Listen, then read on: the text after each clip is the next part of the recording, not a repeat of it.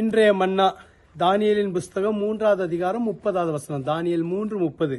பின்பு ராஜா Shadrach Meshach Abednego என்பவர்களை Babylon தேசத்திலே உயர்த்தினான்.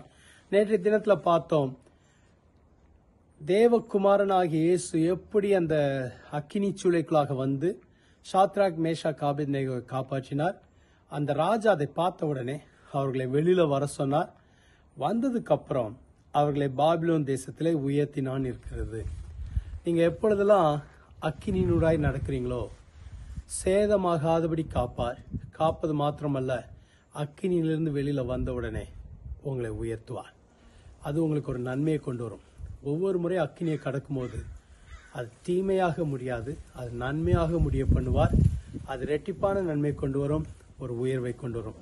Shadrach Meshach ஆபேத்நேகோவை உயர்த்தினவர் உங்களையும் உயர்த்துவார். ஜெபிக்கலாமா? எங்களை அதிகமாய் நேசிக்கிற நல்ல ஆண்டவரே, தகப்பனே, உடைய பிள்ளைகளை உயர்த்துவீராக. அநேகர் அக்கினியுடாய் நடக்கிறாங்க, ஆனா அது அவங்களை சேதப்படுத்தாதபடி காத்துக்கொள்ளும். கர்த்தர் அவர்களை உயர்த்துவீராக. கர்த்தர் அவர்களை பெருக பண்ணுவீராக.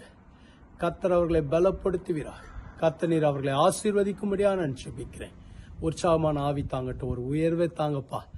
துன்பப்பட்ட நாட்களுக்கு சமமாய் மகிழ்ச்சியை காணப்படுங்க. எல்லா துக்கமும் சந்தோஷமாய் மாறட்டும். அக்கினியினூடாய் கடந்து வந்ததுக்கு பதிலாக இரட்டிப்பான ஆசீர்வாதத்தை தரும். இந்த நாள் ஆசீர்வதிக்கப்பட்ட நாளா இருக்கட்டும். இயேசுவின் மூலம் ஜெபிக்கிறோம் பிதாவே, ஆமென்.